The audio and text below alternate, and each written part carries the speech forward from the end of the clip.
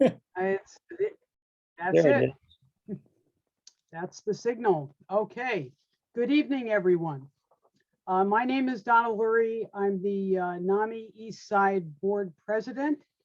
Welcome to Getting to Know Bipolar Disorder with Bob Krulish. Bob is a respected author, mental health coach, inspirational speaker, trainer. Some of you may have gone to his LEAP workshop, and he is a leader at NAMI Eastside. Bob knows bipolar. Bob has been through over 100 hours of therapy and has had dozens of changes in medication. He has over 40 years of experience with mental illness and more than 1,000 hours of coaching calls with parents and other supporters. Bob has developed a series of methodologies in his coaching and in his training to survive the chaos and rise above it so that individuals with mental illness can live lives of significance. It is my pleasure and an honor to introduce Bob Krulish. Well, thank you, Donna. I appreciate that. Hello, everybody. Some of you I've seen before, and some of you have attended my LEAP workshops and other places. Good to see you. If I don't know you, hello. First time meeting you, hello. It's so good to have so many people out tonight. I just want to make one correction. I had 100 hours of therapy about 10 years ago. I now have about 700 hours of therapy under my belt. And whoops, I didn't mean to do that. And I'm still going strong. So with that, I'm going to Bob, do you want people to put their questions in the chat so that oh yeah, the go best to place those will when be you have time? yeah, the best place to put a question will be in the chat, and then I can get to them throughout our presentation today. We'll go for about 45 minutes, and then I'll leave about 15 minutes for questions that we haven't gotten to at the end, but I'll try to get to some throughout the presentation. I just want to make sure we get through the material. And I'll ask, Mark is sitting behind the scenes somewhere, and if he could just point to any questions that need to be addressed right away. Otherwise, I will probably take questions in about 15 minutes. Then I'll go for another 15 minutes and look at the chat box, and we'll answer questions that way. All right? How about if I monitor the chat? Okay, And Donna. so someone asked us, what does LEAP stand for? Okay, we'll get right to that then. LEAP is a communication program developed by Dr. Javier Amador, which I'm one of his trainers. And it stands for listen, empathize, agree, and partner. And we have a LEAP workshop hosted by another NAMI affiliate that you're welcome to come to. It is on Zoom. It is this Saturday at 9:30. And I'll put in the chat box later how you can find out how to register for that. I just also heard that NAMI Eastside is going to be hosting another LEAP workshop. This will probably be about our 6th or 7th LEAP workshop that I've done with NAMI Eastside on July 16th. So you're welcome to attend that one as well. All right. Thank you so very much for the questions. We'll get to them in a few minutes, but let's get to know bipolar disorder a little bit. And how do I know it? Well, I've had it for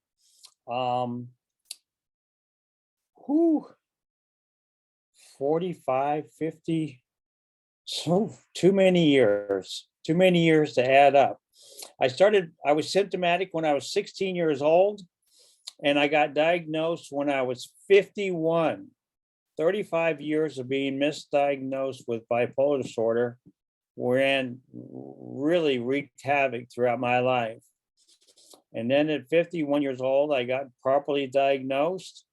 And as Donna mentioned, I've been through about more than 70 med changes and about 700 hours of therapy in order to get my bipolar under control. I've been very healthy for the past 5 or 6 years, and I've been diagnosed for going on 13 years now. Holy moly. Anyway, let's talk about what do we want to know about bipolar? Do you feel happy and outgoing or very irritable on some days, but unusually sad and anxious on other days? Or do the up periods go along with increased energy or activity? And do the downs go along with low energy, hopelessness, and inability to enjoy what you usually like to do? Sometimes suicidal thoughts. Do these mood swings make it hard to sleep, stay focused, or get things done? Some people with these symptoms have a lifelong but treatable mental illness called bipolar disorder. It's a chronic or episodic, which means that it occurs occasionally and at irregular intervals. There's no really predicting when you're going to have an episode, how long it's going to be, or how severe it's going to be. It can cause unusual, often extreme, and fluctuating changes in mood, energy, activity, and concentration. It is sometimes called manic depressive disorder. That's what it used to be called back many years ago, or manic depression, which are older terms. Everyone goes through normal ups and downs, but bipolar disorder is very different. The range of mood changes can be extreme. I usually tell people I can go from, if a normal mood range is from 0 to 10, my mood ranges are 0 to 100. And in manic episodes, I might feel very happy, irritable, or very up. And there's a lot of energy when I'm manic. In depressed episodes, I might feel sad, indifferent, or hopeless, and very low activity. Sometimes I can't even get out of bed till 4 o'clock in the afternoon. When I'm manic, I don't even want to sleep. I don't need sleep. And when I'm depressed, I need a lot of it. Some people have hypomanic episodes, which are like manic episodes, but they're less severe and troublesome. And we'll talk a little bit more about the difference between a hypomanic and a manic episode here in a minute. Most of the time it develops or starts in late teen years, like for me, 16 years old, or early adulthood. Occasionally, bipolar symptoms can appear in children. Although they come and go, bipolar usually requires lifetime treatment and does not go away. Sometimes people get confused. They'll be on their meds and feel better and think they're cured and get off their meds only to have a terrible time off their meds. Bipolar disorder can be an important factor in suicide, job loss, family discord, but proper treatment leads to better outcomes.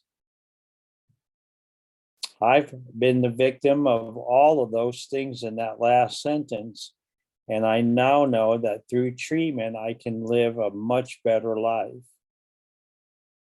The symptoms of bipolar can vary. An individual with bipolar may have manic episodes, depressive episodes, or mixed episodes. This is where it really gets weird.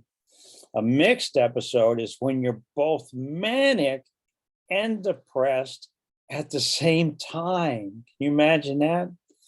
And I've had a lot of mixed episodes in my past, and they're very dangerous episodes to have. These mood episodes cause symptoms that last a week or two, or sometimes longer. As a matter of fact, to be manic, you need to have your mania symptoms last at least a week or longer. And most of my mood episodes last for months at a time. During an episode, the symptoms last every day for most of the day. That's criteria for it to be a manic episode, is that you have to have certain symptoms, a number of symptoms I'm going to talk about, for at least a week, and they must appear throughout the day. They must last every day for most of the day for at least a week. Mood episodes are intense. Like I said, they really can go 0 to 100 with these episodes.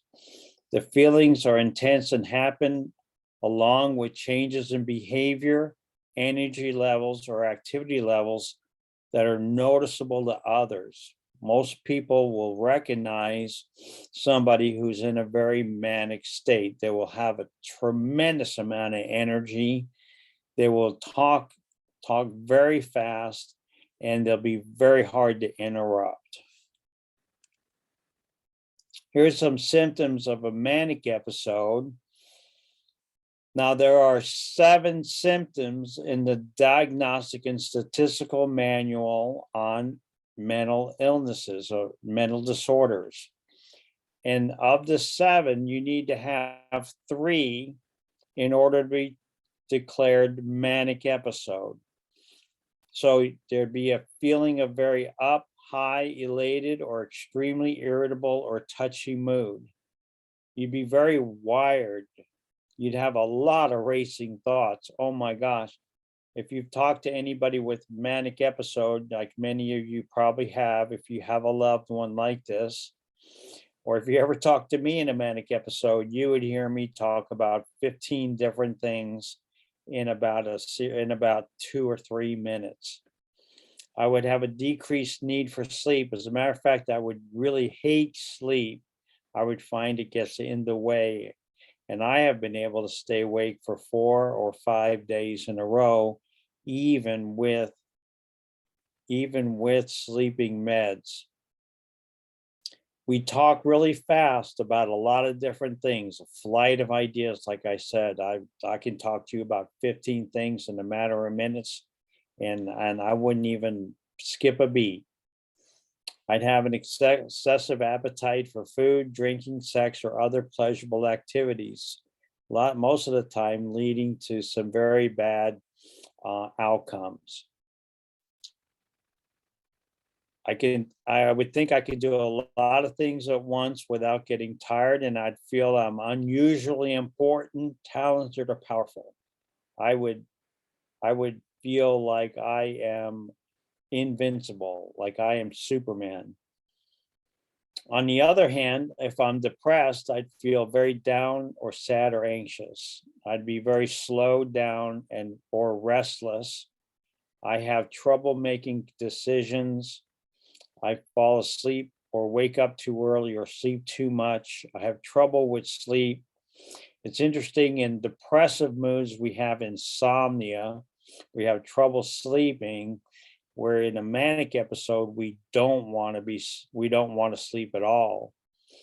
When we're depressed, we talk very slowly.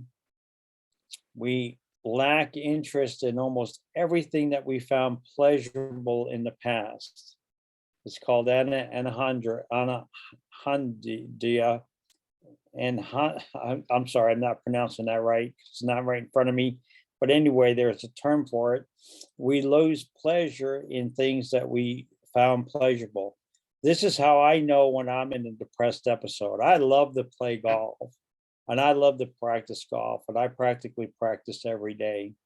But when I'm in a depressed episode, I don't want to think about it. When I start not wanting to play golf, I know I'm heading for a depressed episode. And I know I need to make a med change right away. I'm unable to do even simple things, and I feel hopeless or worthless, and I may have suicidal ideation. I may think about suicide a lot. Hey, Bob. Okay, let's go ahead and get some questions answered. Yeah, people have been asking, what does a mixed episode look like? Can you describe that to people? Great question. Yeah. A mixed episode would be where you are feeling very depressed, where you don't have a lot of interest in things. So for me, a mixed episode would be that anhedonia,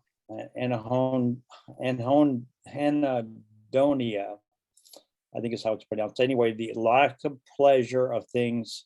I would lose pleasure in things, but at the same time, I might have a very grandiose look at life. I might still feel like I'm invincible. Like it happened to me once where I was very depressed because I was being kicked out of a 25-year-old marriage and out of my home and out of everything that I loved and cared about dearly, like my kids. And at the same time, I was in a manic episode. So I was having a real bout with depression because of my situation. And yet I was having a manic episode, and it gets to be kind of, it's actually one of the more scarier episodes a person can have, because a lot of times we focus on we have a lot of suicidal ideation, and we also have a lot of energy at the same time. And it's a really dangerous episode to be in. Are there any other questions, Donna? I think that was the only one. Okay, awesome. Great. All right. What are the symptoms as we're talking about? Some people with bipolar may have milder symptoms than others, and that's called the hypomanic episode, which might make the individual feel very good and be very productive, and they may not feel like anything's wrong. Now, let me talk about, I'm going to talk about the difference between bipolar 1 and bipolar 2 here in a minute. But it's important to note that a hypomanic episode is just less intense. It's a lower degree of intensity than a full-on manic episode. Family members will notice the mood swings and changes in activity levels as behavior that is different from usual, and severe depression may follow mild hypomanic episodes. And severe depression could follow a manic episode as well. Sometimes that happens. People with bipolar, a lot of people don't realize this, we have more depressive episodes than we do manic episodes or hypomanic episodes. The ratio is more severe, more depressed in bipolar 2 than it is bipolar 1. So I'll talk about these right in just a few minutes. There are 3 types of bipolar disorders. All of them have clear changes in mood, energy, and activity levels. They range from periods of extreme up or energized behavior. That's manic. When I'm manic, you know I'm manic. I am like, woo! I am like Superman. I am like, I just talk to death. I have so many flight of ideas, and it's very, very apparent. It's a very sad, down, hopeless, or low level periods of depressive episodes. People with bipolar do have normal, or what's called euthymic moods as well, alternating between periods of mania and depression. Some people say that they have rapid cycling when they seemingly have they're manic, and then they're not, and then they're depressed, and then they're manic and they're depressed. If you're doing that in the same day or the same week, you're probably more in a mixed episode where you're having some of both. Just the depression is more predominant than the mania one day, and the mania is more predominant than depression in the next. To be just called rapid cycling, you need to have 4 or more episodes in a year. Okay, here we go. Bipolar 1. It's defined by manic episodes that last at least 7 days. Most of the day, nearly every day. It's really important. Or when manic symptoms are so severe that you need hospitalization. Usually separate depressive episodes occur as well, typically lasting at least 2 weeks. So the depression has to last 2 weeks, the mania has to last a week. Episodes of mood disturbance with mixed features, like we talked about, having depression and manic symptoms at the same time, are also possible. Bipolar 2 is defined by a pattern of depressive episodes and hypomanic episodes. It's interesting to note that you could be bipolar 1 and never have depression. So the characteristic of bipolar 1 is you must have had manic, full-blown mania in order to be diagnosed with bipolar 1. It's in the DSM-5, the manual, it does not say that you have to have had a depressive episode. Bipolar 2, you do have to have depressive episode and hypomanic episodes. They're not the full-blown manic episodes we talked about. Here's the big difference. It's in the DSM-5.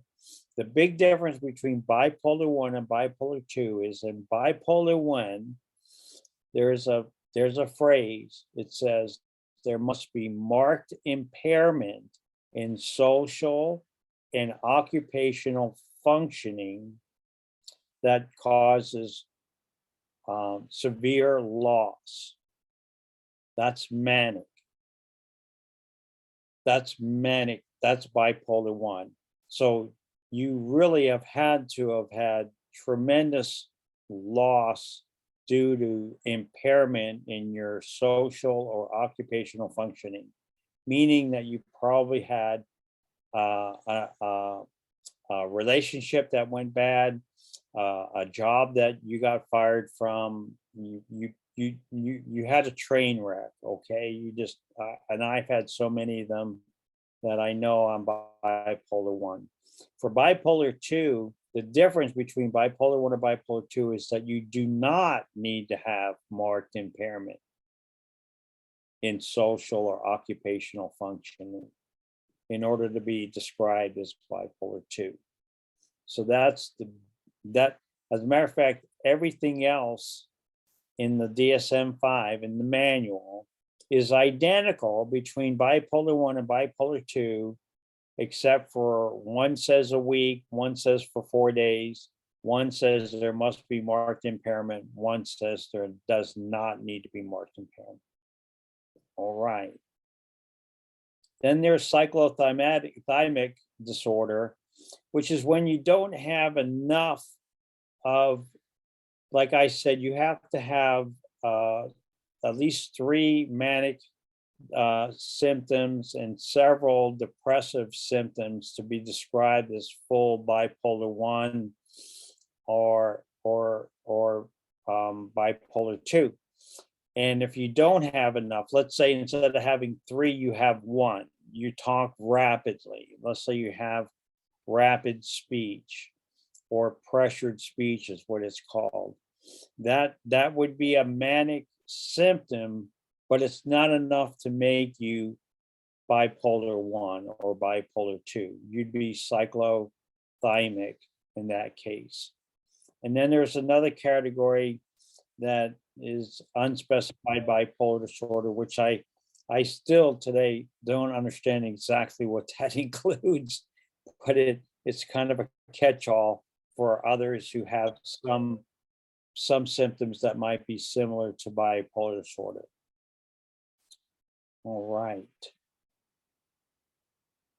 Now, you can have concurring things. They're called features. So there's bipolar with psychotic features, where you have psychosis, such as hallucinations, delusions, or more to my situation, I have paranoia. So I do have bipolar with psychotic features, which means that I have psychosis. Not everybody has bipolar with psychotic features. Most people don't. But if you do have psychotic features like delusions, hallucinations, or paranoia, then you need to be on an additional med called an antipsychotic. Now, there's also other co-occurring or comorbidity disorders with bipolar. Attention deficit disorder, like 70% of us have attention deficit disorder. We also have anxiety disorder, about 70% of us do. So I take medication for ADHD, and I take it for anxiety as well. Sometimes people have substance use disorders because they're trying to medicate their bipolar symptoms, not using prescription drugs, but other drugs or alcohol. And they may also have things like eating disorders as well.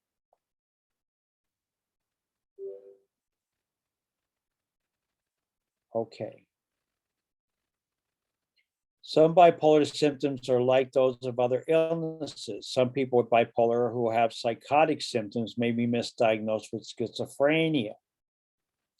I had anxiety, and because of my anxiety, I was misdiagnosed with anxiety disorder. But it was actually a co-occurring disorder that I had along with bipolar disorder. And it's important that you really get this right because, like in my case, I was put on an antidepressant for my bipolar. Well, I mean, for my anxiety. And the problem with that is that if you go on a antidepressant and you have bipolar 1, it'll put you into mania and keep you in mania for as long as you're taking the antidepressant, assuming that you're not on a mood stabilizer.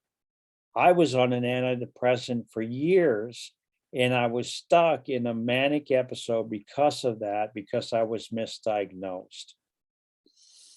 Thyroid disease may also mimic some of the symptoms of bipolar, and of course, street drugs will worsen mood symptoms.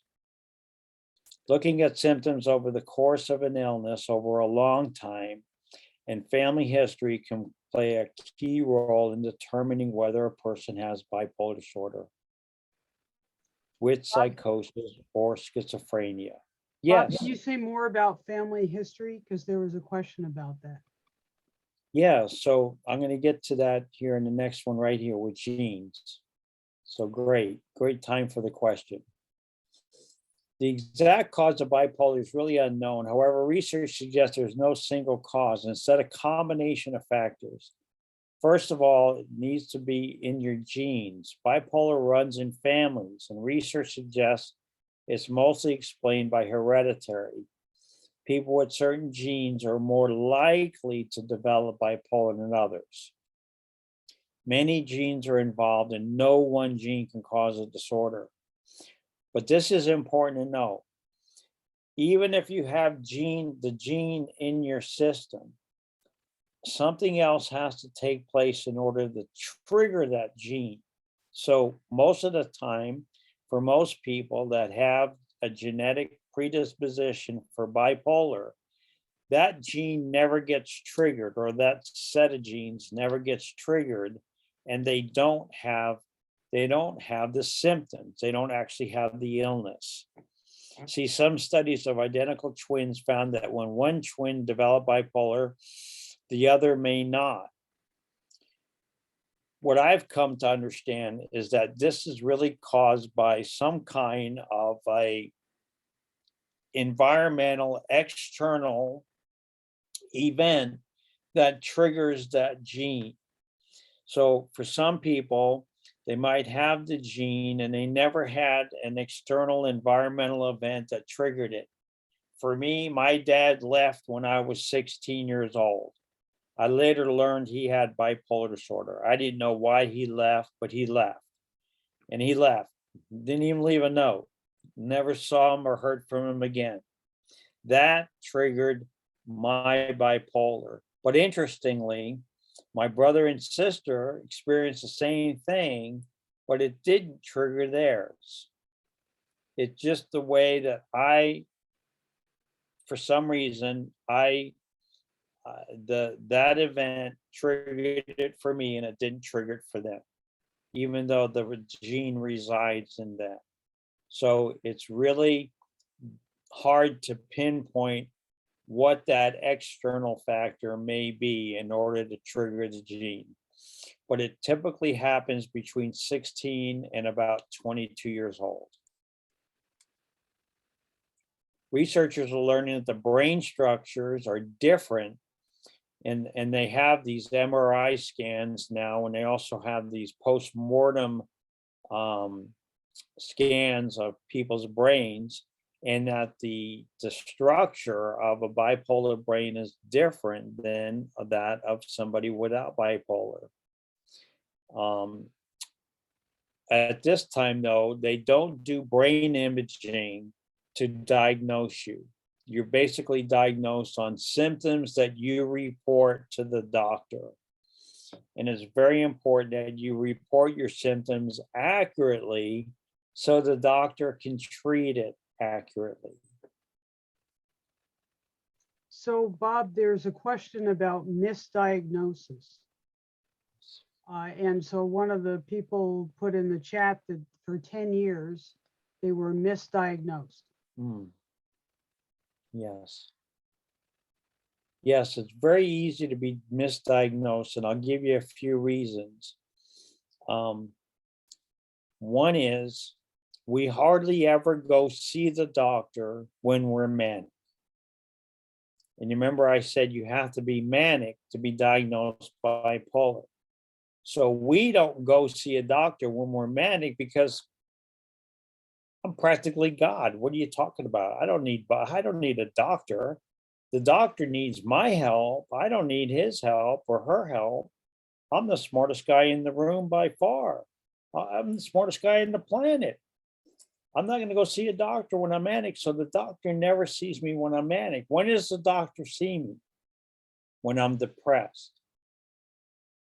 And if you don't see a psychiatrist that knows how to ask questions around your depression, you may very well be diagnosed with major depressive disorder instead. If you're anxious, you'll go see the doctor about your anxiety, but you'll never go see the doctor about your mania. Never going to happen. And that's where we get misdiagnosed. That's why it's so hard to diagnose. That's why I never went when I was manic to the doctor.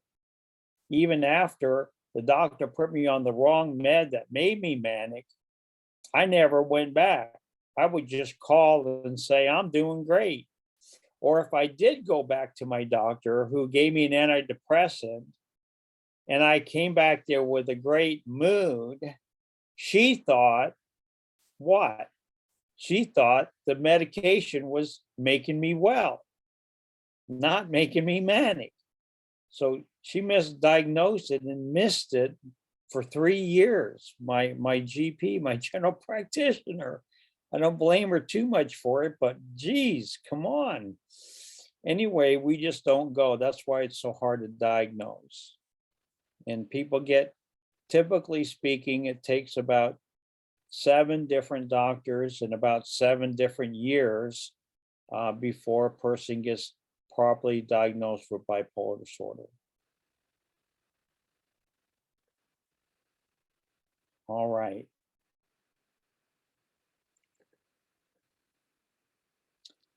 Mary Beth, did you put your question in the chat? Did she have her question in the chat? I see a hand up. I don't want to ignore that, but I do want to get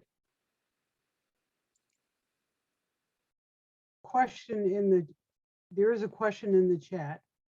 okay. It says, are doctors seeing the value of including family members or close friends for more accurate description of symptoms? That is such a great question.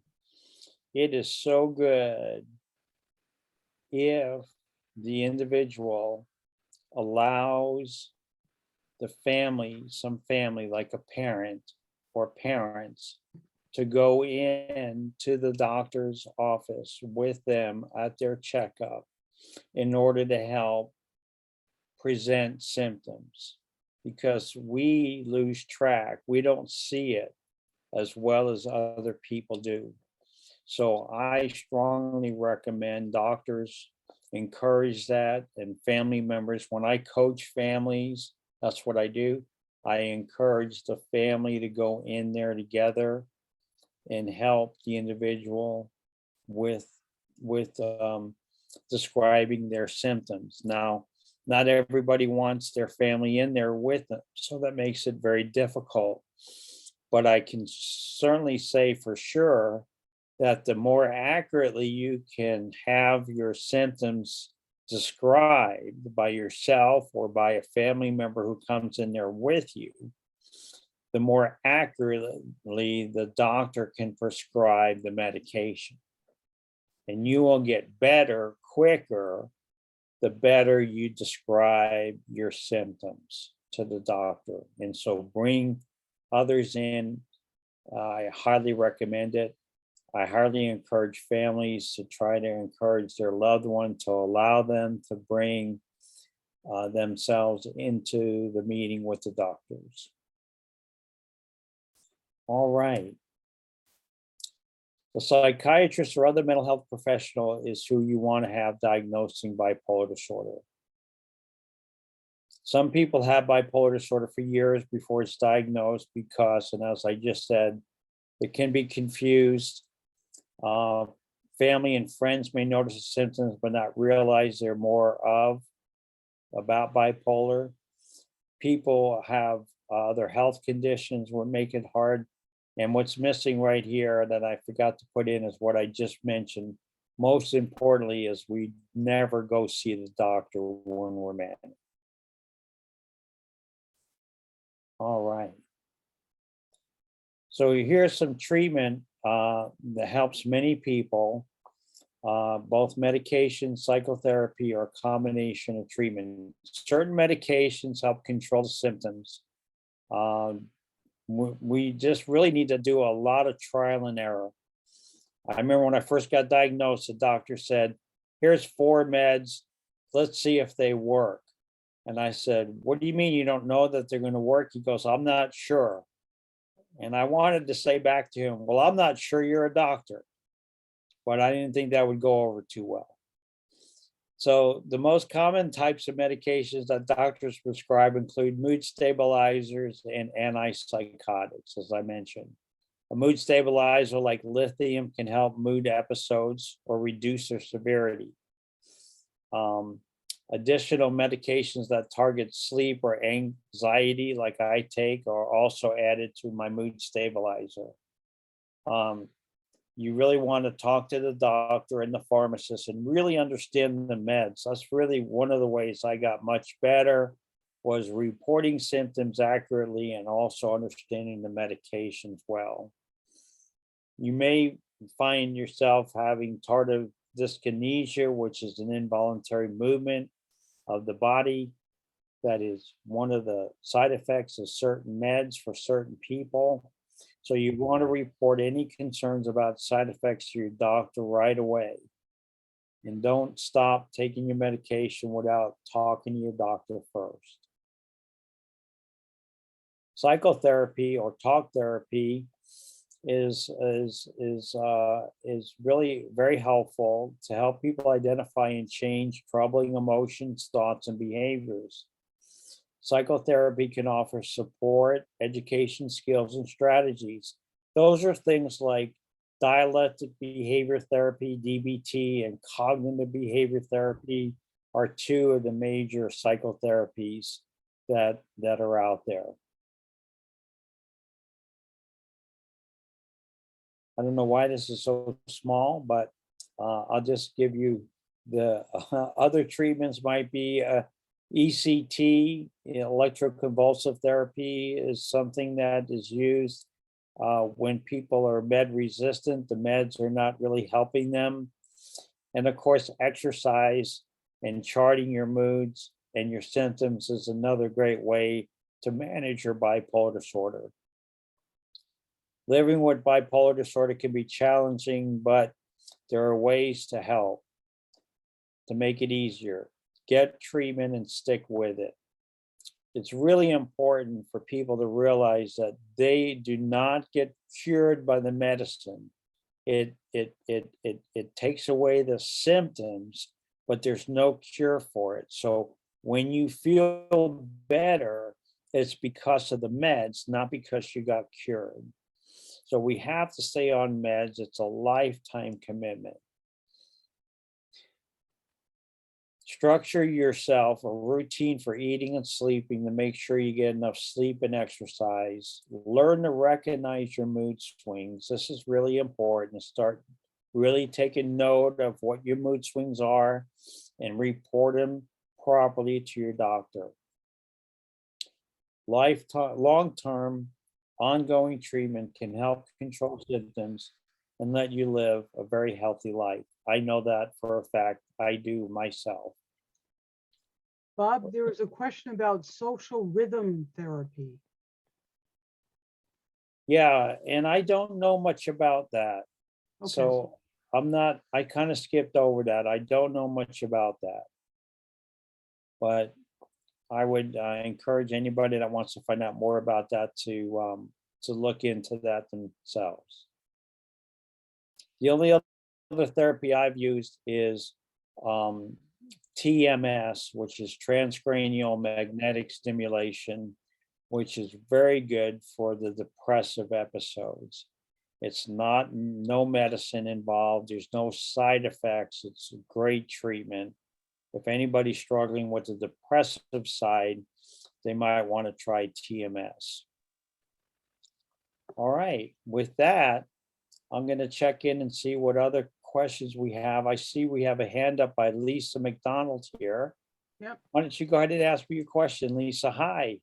Hey, Bob, thanks for doing this tonight. I wanted to say, as the parent of an adult child with bipolar 1, we've been dealing with this for quite a few years, and I've attended your workshops and LEAP training. The question regarding whether the doctor would let the parents be involved, make sure your child, if they're an adult, does the ROI, which is the release of information. That's the only way the doctor can talk to you. And that's been a huge help for me. But I need to go a step further and just say that your LEAP training, Bob, really changed my relationship with my child. And I don't know if you have time to talk about anosognosia, but my daughter is anosognosia with a capital A. She denies that there's anything wrong with her. When she gets discharged, she's feeling fine, so she takes herself off meds, she cycles through. And the 2 books I read, which was Dr. Amador's book, I Am Not Sick, I Don't Need Help, was a life-changing book for me. And then your book, When Screams Become Whispers. So I want to do those plugs. So as an adult, so as a parent, I just never found those resources until just recently. So thank you for your book. Thank you referring me to Dr. Amador. And if you can talk a little bit about anosognosia, I think that was a huge thing for me as a parent to find that out. I have a different relationship with my child now. Oh, I'm so happy, Lisa. Thank you. I'm so glad. Well, just real quickly, I will say that anosognosia is a medical term for when people lack insight or awareness into their illness. And it's a medical condition. It's not denial. We talk like they're in denial, but they're not. There's a part of their brain, it's in the prefrontal lobe, and it has to do with also with white matter in the brain and a lot of other things that are not right in that person's brain, and they cannot, their brain doesn't register. You ever say, oh, that registers with me now that you said it? Well, with them, it never registers. When you tell them they have a mental illness, it doesn't register. That part is broken. And if you want to learn more about that, then come to my LEAP workshop, either this Saturday, or we have at least one a month, if not 2 a month on Saturdays. So that's a little bit about anosognosia. It has to be dealt with very differently. You have to talk to the person in a very, very different way. And that's what LEAP is all about, is how do you talk to somebody who can't know they have a medical mental illness? How do you talk to them in a way that actually gets them to want to take medicine for an illness they don't believe they have, nor can they believe they have, because of the way their brain operates? And that's a 3-hour workshop that I'm gonna say, if you're interested, please attend that, and you'll find out more about how we do that. And Mark just put a link to the LEAP workshop for NAMI Eastside in the chat, so people can register there. Great, Thank you. great. And Donna, do we have other questions? I am not seeing any other questions. I'm going to open it up for questions. Anybody want to ask a question that they might not have wanted to type in the chat? I'm going to put my event page. Oh, I see a question. Okay, just give me 1 second. I'm going to put a link to my events page, and you'll find all the LEAP workshops that we have if you click on that link. Okay. Hi, Michelle. Hi Oh, yeah. there. Hi. Thank you for speaking to us tonight. I Well, was I was wondering if you might be willing to give your opinion on anosognosia as a diagnostic criteria to enable doctors to give medication to people, I hate to say it, against their will. Mr. Well, yeah. It's a big topic. It's one that it's very difficult to get them medicated, no doubt, when they have anosognosia. And the LEAP method really does help a lot of people get medicated when they don't believe they have an illness with anosognosia. Unfortunately, there's no other way. I am all for the rights of all of us to be able to decide what happens to our bodies. At the same time, though, I sometimes wish that we could just, say to somebody that's struggling so badly in life because of their mental illness and suffers from such severe anosognosia and severe, let's say, schizophrenia. Gosh, or sometimes I just wish I could just say, hey, no, I don't even want to say it. There's sometimes I just wish there was a way that we could just get them medicated. I do. And there's really, without going beyond what their desires and their wishes. Now, there are all kinds of things that happen with the courts that may get somebody medicated for a temporary period of time, or if they're on the least restrictive option, they may have to be reporting to the court that they're being medicated, but it's very tricky. It's very hard. And a lot of people, Dr. Amador does a lot of work teaching people in the criminal justice system about anosognosia, so that they're aware that they're dealing with somebody who can't know, not somebody who refuses to know. So thank you, Michelle. It's a good point you bring up. Bob, there's a question about asking for suggestions on finding a psychiatrist when you're on Medicaid for an adult son. Yeah, that's a tough one there.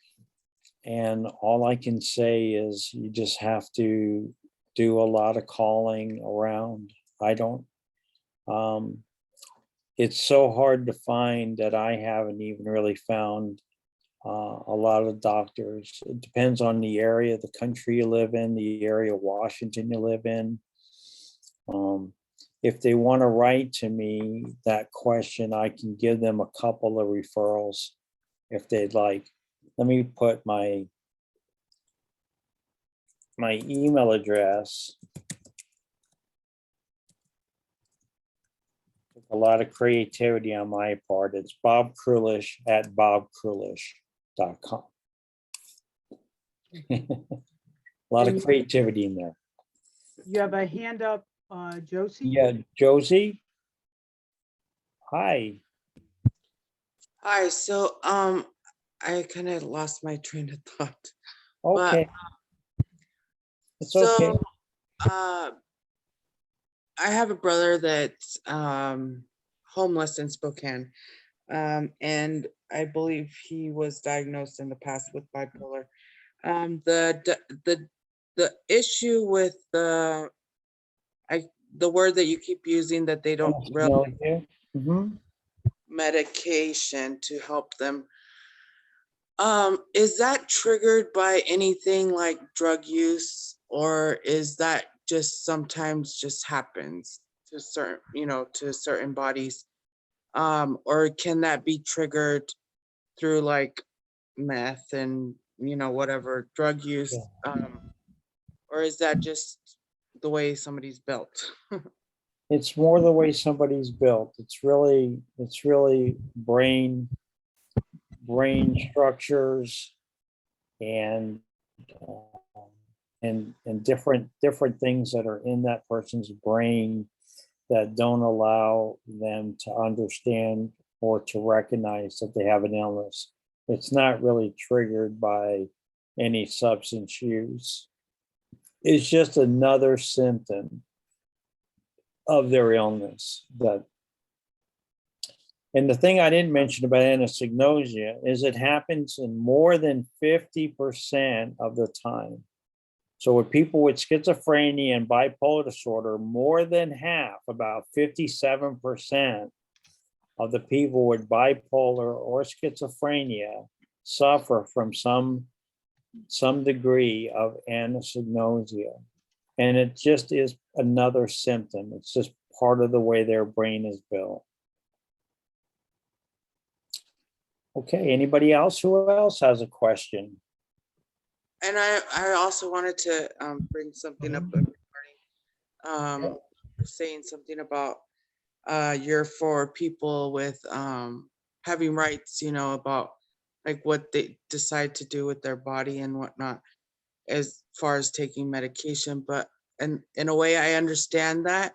And the way I also think we're doing a disservice to our citizens, because we, like my brother per se, he doesn't take medication, so he's homeless, and he does other things to medicate himself. And so like I feel like we're like, some people need to be I don't know if it, I know what you want to say, but we I know. just can't do it. We just can't do it. And as much as it breaks our heart, to know that they're just 1 or 2 pills away from having a very normal life. We just can't force people. Well, thank you, Josie, and thank you, everybody. Yes, Donna. NAMI Eastside depends on donations, grants, and sponsorships. And part of our qualifying for grants is having demographics. So Mark has put in the chat a survey. If you could take a brief survey that indicates what city you're in and that you attended this program, it helps us tremendously with our grant funding. And I would like to thank everyone for being here tonight. Thank you very much.